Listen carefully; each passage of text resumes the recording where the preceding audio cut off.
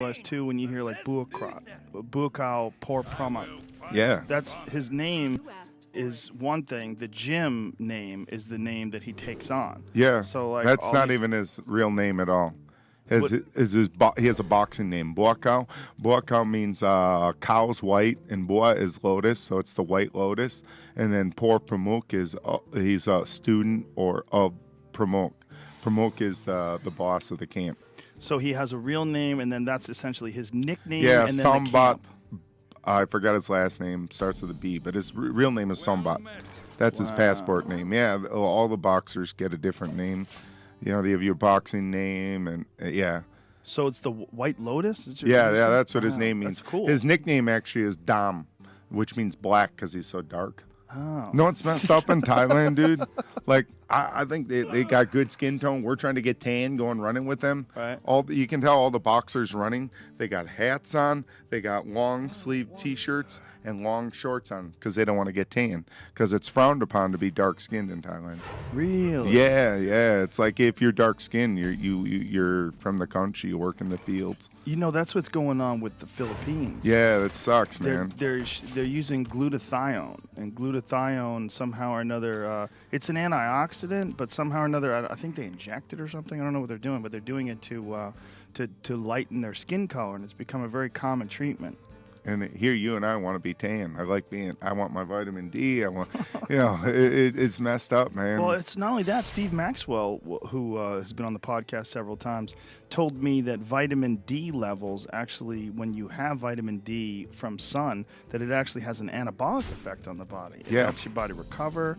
It helps develop and build muscle. Like, there's a lot of positive aspects to having vitamin D. The hardest thing about where I live is the tough winters, from being from the Boston area. And the last couple weeks, I've had some pep in my step, man. The sun's out. I'm feeling better. I'm working out better. I believe you. I mean, a trick that I do, because I struggle a little bit with seasonal depression, our whole gym, you've been there, is painted super yellow. It's in a basement. Mm-hmm. I do it to trick myself psychologically and my students. So you can't tell how dreary it is outside. Right. And then another trick they say to do in the winter is don't wear your sunglasses out. The best vitamin D comes to your pupil. So right away while you're outside in the winter and it's sunny out, let that vitamin D come through your pupil. That's the only way, because it's not strong enough to touch your skin in the winter when you live in winter areas. But yeah, I'm a firm believer in vitamin D, sun. I'm really into the elements of life. Water is so important. Sun, the wind, and the stars. So It's very revitalizing, all those things. Yeah, totally. Staring at the stars, like a good starry night, dude, it gives you like a feeling, like your body, like wow. That's why I love. My wife's from central Wisconsin, and I love going out into the woods and just chilling, and go out and there's lakes. It's just so beautiful. That's looking up the stars, fresh air. I mean, it's so important to connect with nature. Actually, like in Vegas, everyone's like, "Oh, you gonna party, go crazy?" I'm like, "No, man. We're gonna go hiking. My wife and I are gonna go hiking every morning at 6 a.m. We're gonna stay on Milwaukee time. I like going out into the mountains, Red Rock, go up to Charleston.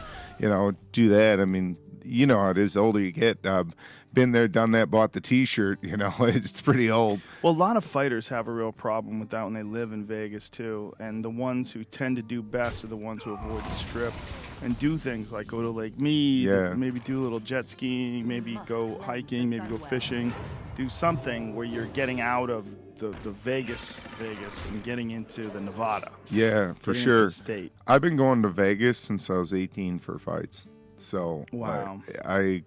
The first fight I went to was at the Sands. That's how old I am, and I just and even it's weird. I when I trained in Vegas, I used to train at Master Toddy's, and he had all these really killer trainers from Thailand, and they would all laugh at me. They're like, "Dude, you're not like I'd be home on the weekend." They're like, "You're not going out?" I'm like, "No, I want to win." I go run on Sunday. They're like, "You're not going out?" Like, I don't know. Has everyone else who's come here before done that? They're like, "Yeah." So that's why they gave me so much attention. I was so disciplined that, like, for me, I know I'm not the most gifted and talented guy. So I'm the person. Now I'm having the time of my life. I have a ball. That's why I try and tell all my fighters, all you fighters, man. Dude, like Joe and I, we're in our 40s and we're having the time of our life. It don't like it's a number doesn't change how you live, you know. It's like, also there's life after competition. Yeah, I mean, I have more fun now doing everything than I did when I was a fighter. I was pretty boring when I was a fighter. You know, like I said, I just hang out. I became a movie buff, comedy buff, because I watched that. That was my hobby, you know. But dude, you can always party. You can always chase girls. You can always eat bad food. You can always do drugs. Whatever you want to do after fighting, you can do that. But you only have so many years.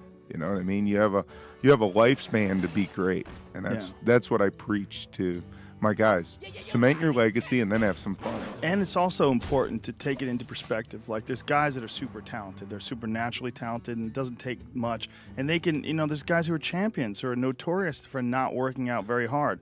But you know what comes along? Like, say, like guys who don't train in between fights. Yeah. They just sort of hang out somewhere. You know what comes along? Somebody who's exactly like you, but disciplined. Yeah. Exactly. And those guys are out. Those perfect storm athletes are out there that are really physically talented, really mentally talented, very strong, very creative, and super disciplined. And hungrier, man.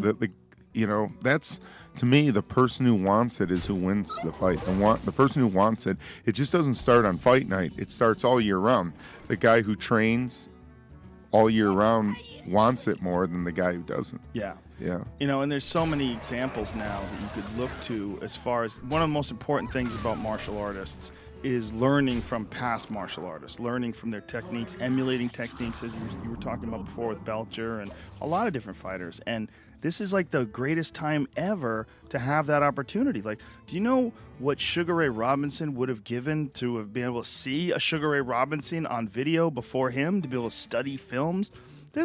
What did you see? You saw some grainy Jack Johnson footage. Yeah, and some, exactly. That's kind of like, I would say that's the, like in basketball, people who change the game. I would say it was Bob Cousy, then Pistol Pete, Dr. J, Jordan, and then maybe LeBron now. But like those game-changing athletes in boxing, who would it have to be?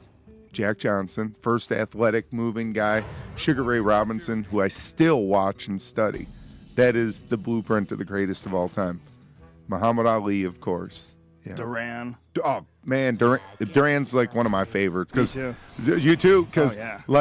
My family, I remember we used to have pay-per-view fights. My dad has 5 brothers. I got 5 brothers. It would be crazy. Like, everyone would be on one side of, Duran over here, Leonard, I got to meet Ray Leonard through my brother and know him. He's a great guy, but I didn't like Leonard.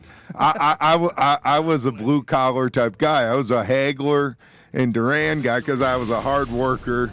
So I related to, Duran. Isn't that funny that it's not like Leonard wasn't a hard worker, but everybody had this opinion of him as like this glamorous, pretty boy, showing up with, like a beautiful girl, a mink coat. Yeah.